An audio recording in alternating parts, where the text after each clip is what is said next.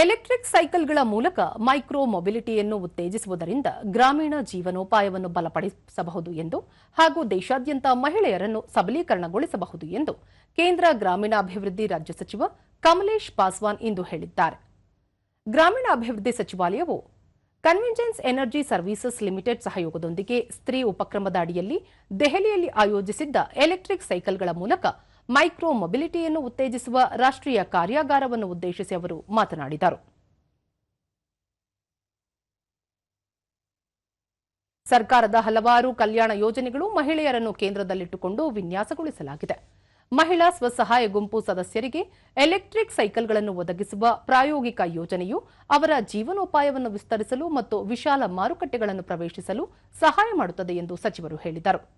ಈ ಉಪಕ್ರಮದಡಿ ಸುಮಾರು 800 ಮಹಿಳಾ ಫಲಾನುಭವಿಗಳಿಗೆ ಈ ಸೈಕಲ್ಗಳನ್ನು ಒದಗಿಸಲಾಗುತ್ತಿದೆ ಎಂದು ಅವರು ಹೇಳಿದರು.